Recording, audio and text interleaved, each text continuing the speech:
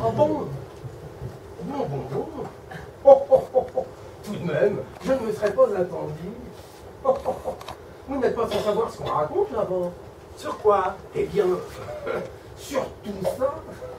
Comment pouvez-vous croire ces âneries? Des personnes qui n'ont jamais mis les pieds ici. Car enfin, si elles y étaient venues... Oui.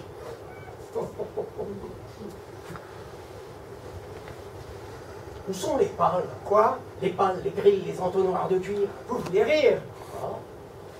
Ah bon? Non, je ne voulais pas rire. Pas de glace, pas de fenêtre, naturellement, rien de fragile. Et pourquoi m'a-t-on ôté ma brosse à dents? Et voilà. Voilà la dignité humaine qui vous revient. C'est formidable! Je vous prie de m'épargner vos familiarités. Je n'ignore rien de ma position. Et je ne supporterai pas que vous... Là, excusez-moi, qu'est-ce que vous voulez? Tous les clients posent la même question. Ils s'amènent. Où sont les pales? À ce moment-là, je vous jure qu'ils ne songent pas à faire leur toilette. Et puis, dès qu'on les a rassurés, voilà la brosse à dents. Mais pour l'amour de Dieu, est-ce que vous ne pouvez pas réfléchir? Car enfin, je vous le demande, pourquoi vous brosseriez-vous les dents? Oui, en effet, pourquoi? Et pourquoi se regarderait-on dans les glaces? On dit que je le bronze? À la bonne heure. J'imagine qu'il y a de certains moments où je regarderai de tous mes yeux. De tous mes yeux, hein? Allons, il n'y a rien à cacher. Je vous dis que je n'ignore rien de ma position. Voulez-vous que je vous raconte comment cela se passe? Le type suffoque, il s'enfonce, il se noie. Seul son regard est hors de l'eau et qu'est-ce qu'il voit? Un bronze de barbedienne. Quel cauchemar! Allons, vous a sans doute défendu de me répondre. Je n'insiste pas. Rappelez-vous qu'on ne me prend pas au dépourvu. Ne venez pas vous vanter de m'avoir surpris. Je regarde la situation en face.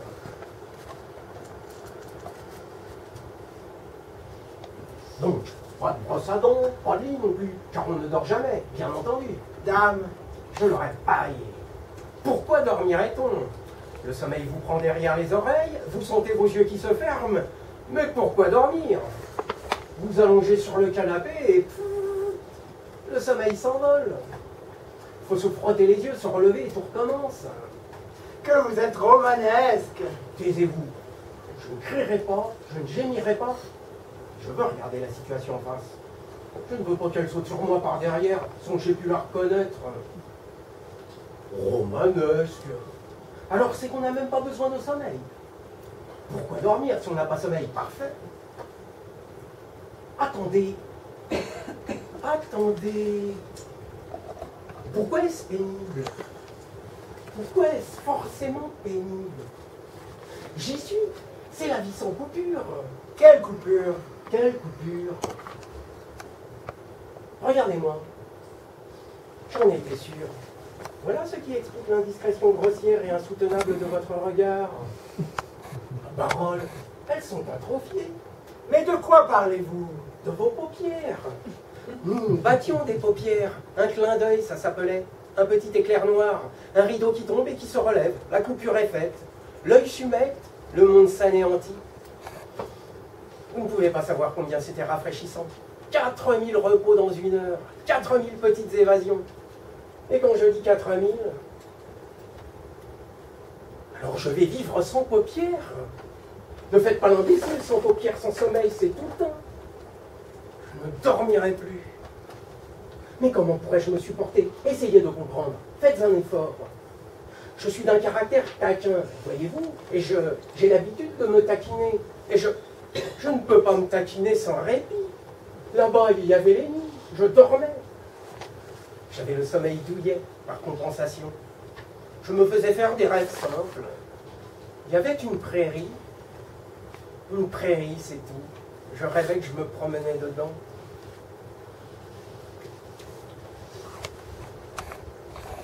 Fait-il jour? Vous voyez bien, les lampes sont allumées. Parbleu, c'est ça votre jour. Et dehors, Dehors, de l'autre côté de ces murs. il y a un couloir. Et au bout de ce couloir, Il y a d'autres chambres et d'autres couloirs et des escaliers. et puis, C'est tout. vous savez bien un jour de sortie. Où allez-vous? Chez mon oncle, qui est chef des garçons, au 3e étage. J'aurais dû m'en douter. Où est l'interrupteur? Il n'y en a pas. Alors on ne peut pas éteindre. La direction peut couper le courant, mais je ne me rappelle pas qu'elle l'ait fait à cet étage-ci. Nous avons l'électricité à discrétion. Très bien. Alors il faut vivre les yeux ouverts. Vivre. N'allez pas me chicaner pour une question de vocabulaire. Les yeux ouverts, pour toujours. Il y aura un grand jour dans mes yeux et dans ma tête. Et si je balançais le bronze sur la lampe électrique, est-ce qu'elle s'éteindrait? Il est trop lourd. Vous avez raison, il est trop lourd. Eh bien, si vous n'avez plus besoin de moi, je vais vous laisser. Vous en allez? Au revoir. Attendez, c'est une sonnette là? Je peux vous sonner quand je veux et vous êtes obligé de venir? En principe, oui, mais elle est capricieuse. Il y a quelque chose de coincé dans le mécanisme. Elle marche. Elle marche. Mais ne vous emballez pas, ça ne va pas durer. Allons, à votre service. Et Non, rien. Qu'est-ce que c'est que ça? vous voyez bien, un coup de papier. Il y a des livres ici? Non. Alors, à quoi sert-il? C'est bon. Allez-vous donc.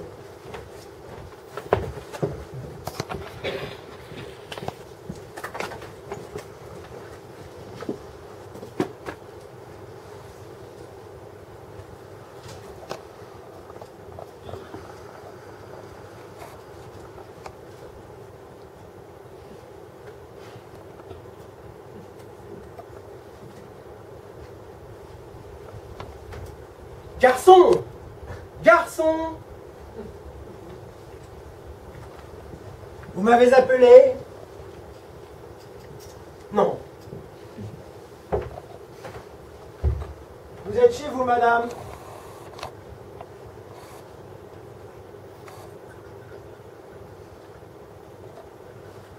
Si vous avez des questions à me poser, d'ordinaire, les clients aiment à se renseigner. Je n'insiste pas. D'ailleurs, pour la brosse à dents, la sonnette et le bronze de Barbedienne, monsieur est au courant et il vous répondra aussi bien que moi. Où est Florence? Je vous demande où est Florence. Je n'en sais rien. Alors c'est tout ce que vous avez trouvé? La torture par l'absence? Eh bien c'est manqué. Florence était une petite sotte, et je ne la regrette pas. Je vous demande pardon. Pour qui me prenez-vous? Vous? Vous êtes le bourreau? C'est une méprise tout à fait amusante. Le bourreau, vraiment. Vous êtes entré, vous m'avez regardé, vous avez pensé, c'est le bourreau. Quelle extravagance. Le garçon est ridicule. Il aurait dû nous présenter l'un à l'autre. Le bourreau. Je suis Joseph Garcin, publiciste et homme de lettres. La vérité, c'est que nous sommes logés à la même enseigne. Madame? Inès Serrano. Mademoiselle. Très bien, parfait.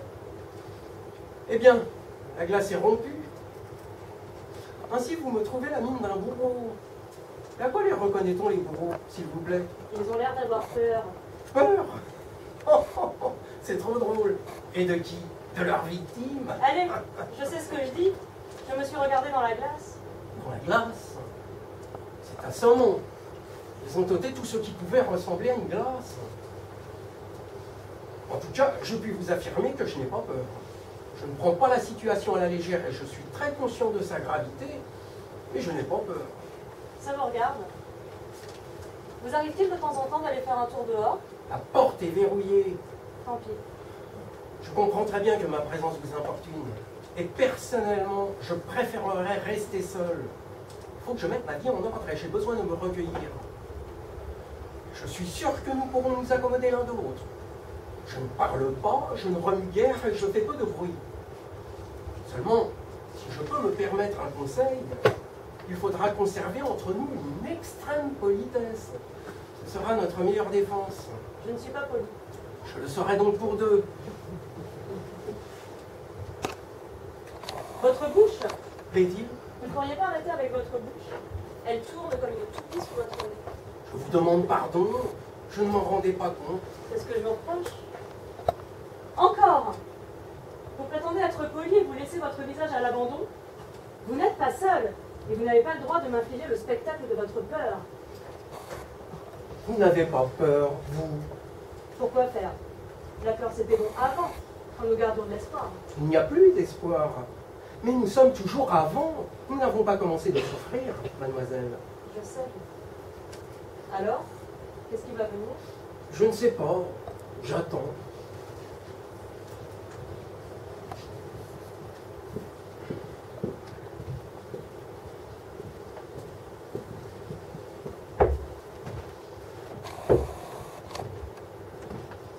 Non, non, ne relève pas la tête.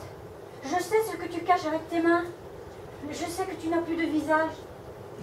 Ah, mais je ne vous connais pas. Je ne suis pas le bourreau, madame.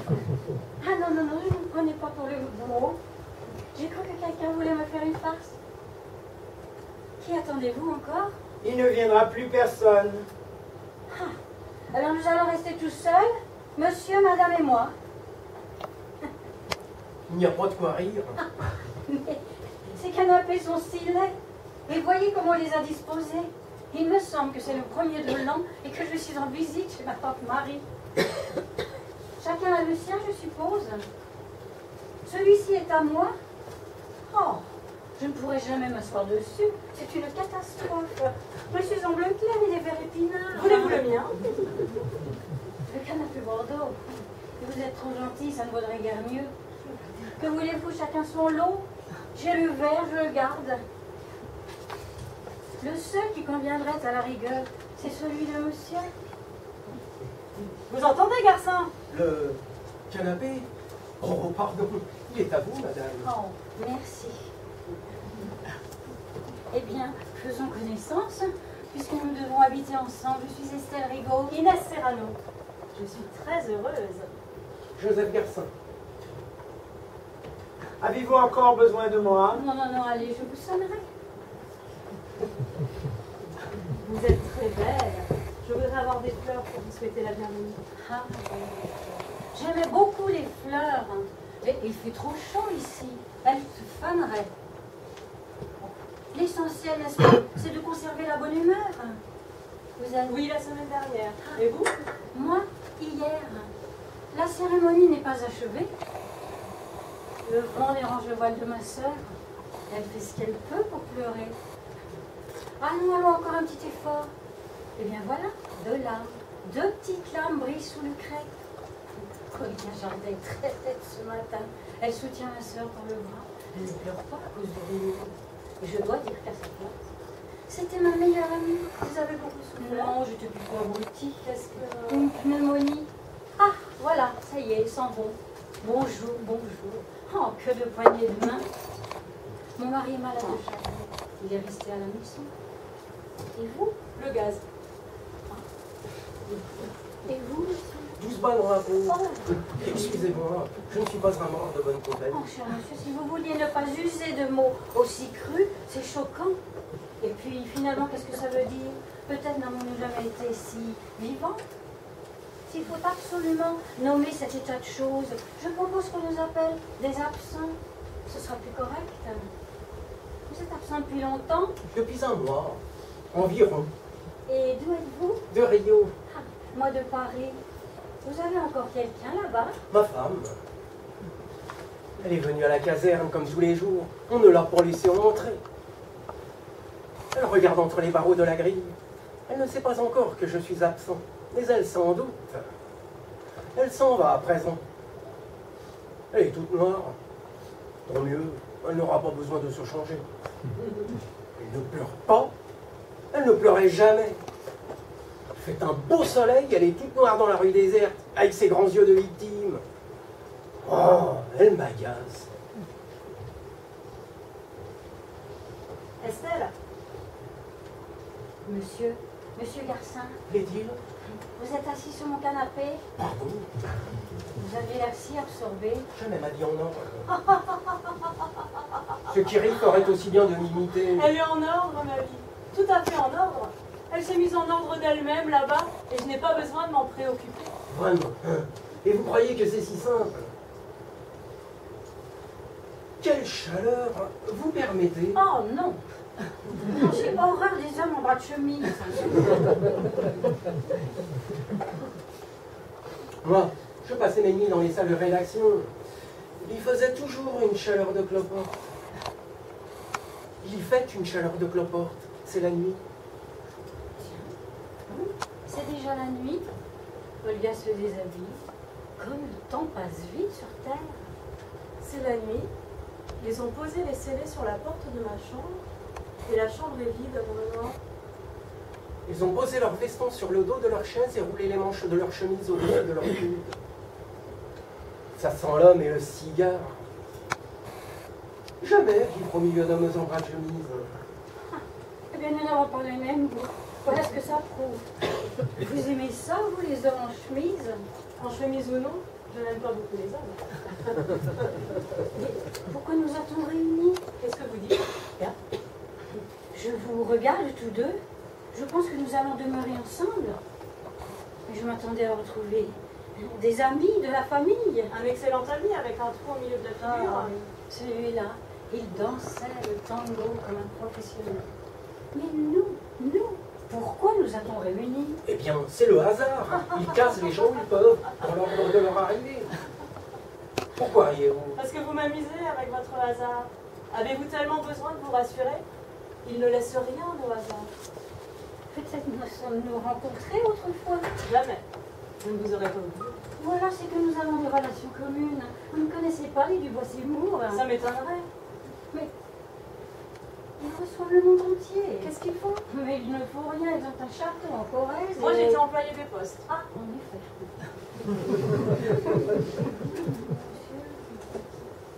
Je n'ai jamais quitté Rio. En ce cas, vous avez entièrement raison. C'est le hasard qui nous a réunis. Le hasard. Alors ces meubles sont là par hasard.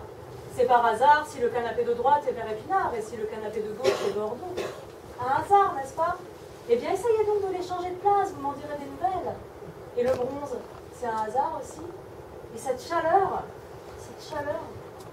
je vous dis qu'ils ont tout réglé, jusque dans les moindres détails, avec amour. Cette chambre nous attendait. Oh, comment voulez-vous? Tout est si laid, si dur, si anguleux. Je détesterais les hommes. Croyez-vous que je vivais dans un salon second papier? Alors, tout est prévu? Tout. Et nous sommes assortis. Ce n'est pas par hasard que vous êtes en face de moi? Mais qu'est-ce qu'ils attendent? Je ne sais pas, mais ils attendent. Je ne peux pas supporter qu'on attende quelque chose de moi. Ça me donne tout de suite envie de faire le contraire. Eh bien, faites-le! Faites-le donc! Vous ne savez même pas ce qu'ils veulent! Mais c'est insupportable. Quelque chose doit m'arriver par vous deux. Par vous deux. Mais il y avait des visages qui me parlaient tout de suite. Mais les vôtres ne me disent rien. Pourquoi sommes-nous ensemble? Vous en avez trop dit. Allez jusqu'au bout. Je n'en sais absolument rien. Il faut le savoir. Si seulement chacun de nous avait le courage de dire... Quoi? Estelle, qu'avez-vous fait? Pourquoi vous ont-ils envoyé ici? Je ne sais pas. Je ne sais pas du tout. Je me demande même si ce n'est pas une erreur. Mais pourquoi riez-vous? Pensez à cette quantité de gens qui s'absentent chaque jour. Ils viennent ici par milliers. Ils n'ont affaire qu'à des employés, des subalternes sans instruction. Comment voulez-vous qu'il n'y ait pas une erreur? Mais ne riez pas. Et vous dites quelque chose. S'ils se sont trompés dans mon cas, ils se sont peut-être trompés dans le vôtre. Et dans le vôtre aussi. Peut-être il vaut mieux croire que nous sommes ici par erreur. C'est tout ce que vous avez à nous dire. Que voulez-vous savoir de plus? Je n'ai rien à cacher. J'étais orpheline et pauvre. J'élevais mon frère cadet. Un vieil ami de mon père m'a demandé ma main. Il était riche et bon. J'ai accepté. Mon frère était malade. Il réclamait les plus grands soins. J'ai passé 6 ans avec mon mari, sans un ménage. Et puis, il y a 2 ans, j'ai rencontré celui que je devais aimer. Nous nous sommes reconnus tout de suite. Il voulait que je parte avec lui. J'ai refusé. J'ai eu ma pneumonie, c'est tout. Peut-être pourrait-on me reprocher, selon certains principes, d'avoir sacrifié ma jeunesse à un vieillard. Croyez-vous que ce soit une faute? Certainement non. Et vous, trouvez-vous que ce soit une faute de vivre selon ces principes? Oh, qui est-ce qui pourrait vous le reprocher? Je dirigeais un journal pacifiste. La guerre éclate. Que faire? Ils avaient tous les yeux fixés sur moi. Osera-t-il? Eh bien, j'ai osé. Je me suis croisé les bras et m'ont fusillé. Où est la faute? Où est la faute? Il n'y a pas de faute. Il vous Un aime. héros? Et votre femme, garçon? Eh bien quoi? Je l'ai tiré du ruisseau. Vous voyez. Je vois. Pour qui jouez-vous la comédie? Nous sommes entre nous. Entre nous? Entre assassins. Nous sommes en enfer, ma petite. Il n'y a jamais d'erreur. Et on ne damne jamais les gens pour rien. Oh, taisez-vous. En enfer, damné, damné, Taisez-vous, voulez-vous vous taire? Je vais vous défendre d'employer des mots grossiers. damné, la petite sainte, damné, le héros sans reproche. Nous avons une autre part de plaisir, n'est-ce pas? Il y a des gens qui ont souffert pour nous, jusqu'à la mort. Et ça nous amusait beaucoup. Est-ce que vous vous tairez? Mais à présent, il faut payer. Mais j'ai compris. Je sais pourquoi ils nous ont mis ensemble. Prenez garde à ce que vous allez dire. Vous allez voir comme c'est bête. Bête comme chou. Il n'y a pas de torture physique. Et cependant, nous sommes en enfer. Et personne ne va venir. Personne. Nous resterons jusqu'au bout seuls ensemble. C'est bien ça. En somme, il y a quelqu'un qui manque ici. C'est le bourreau. Je le sais bien. Eh bien, ils ont réalisé une économie personnelle, voilà tout. Ce sont les clients qui font le service eux-mêmes quand on va au restaurant, au terrasse. Qu'est-ce que vous voulez dire? Le bourreau, c'est chacun de nous pour les 2 autres. Je ne serai pas votre bourreau. Je ne vous veux aucun mal et je n'ai rien à faire avec vous. Rien. C'est tout à fait simple. Alors voilà, chacun dans son coin, c'est la parade. Vous ici, moi là. Et du silence, pas un mot. C'est pas difficile, n'est-ce pas? Chacun de nous a ses affaires avec lui-même. Je crois que je pourrais rester 10 000 ans sans parler. Il faut que je me taise. Oui, et nous serons sauvés. Se taire, regarder en soi, ne jamais lever la tête. C'est d'accord? D'accord. D'accord. Alors adieu. Dans la rue des blancs manteaux, ils ont élevé des tréteaux et mis du son dans un seau. Et c'était un échafaud dans la rue des blancs manteaux. Dans la rue des blancs manteaux, le bourreau s'est levé tôt. C'est qu'il avait du boulot. Faut qu'il coupe des généraux, des évêques, des amiraux, dans la rue des blancs manteaux. Dans la rue des blancs manteaux, sont venues des dames comme il faut, avec de beaux affutiaux, mais la tête leur faisait défaut. Elle avait roulé de son haut, la tête avec le chapeau, dans le ruisseau des blancs manteaux. Avez-vous un miroir?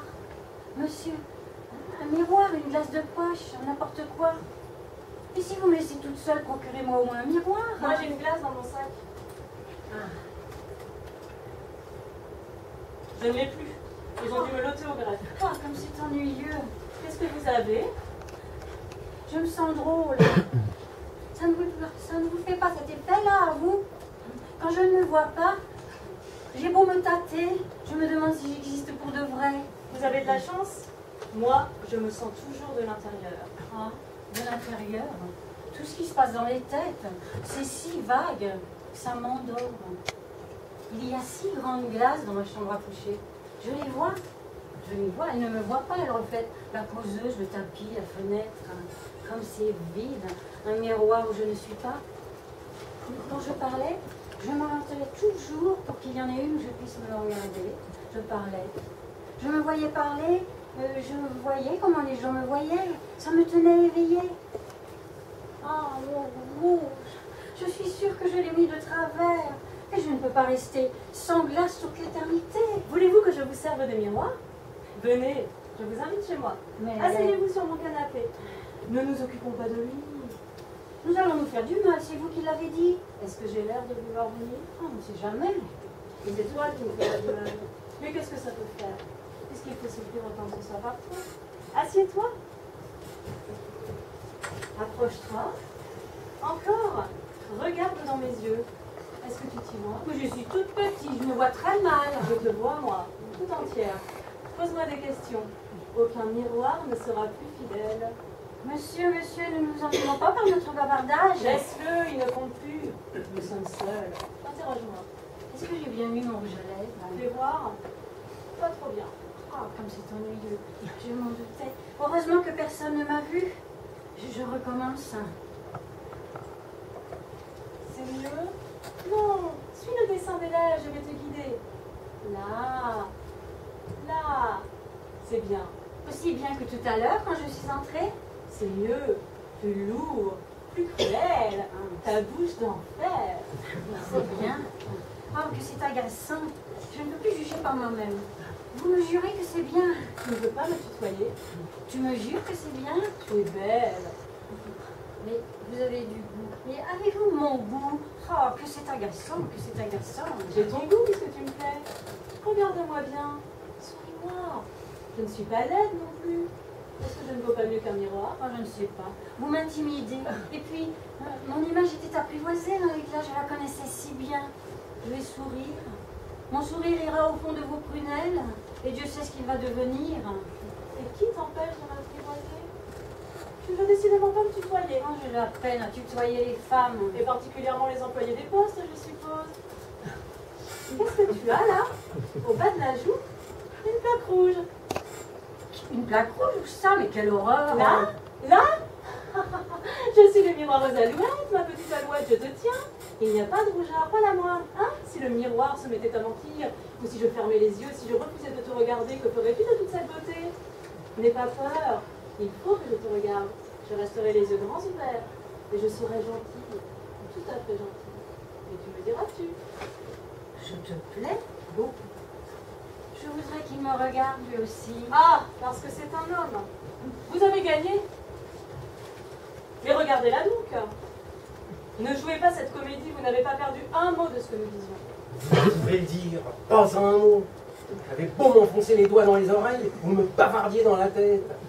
Allez-vous me laisser à présent? Je n'ai pas affaire à vous. Et à la petite, avez-vous affaire? J'ai vu votre manège. C'est pour l'intéresser que vous avez pris vos grands airs. Je vous dis de me laisser. Il y a quelqu'un qui parle de moi au journal et je voudrais écouter. Je me moque de la petite, si cela peut vous tranquilliser. Merci. Je ne voulais pas être grossier. Mufle. Et voilà. Je vous avais supplié de vous taire.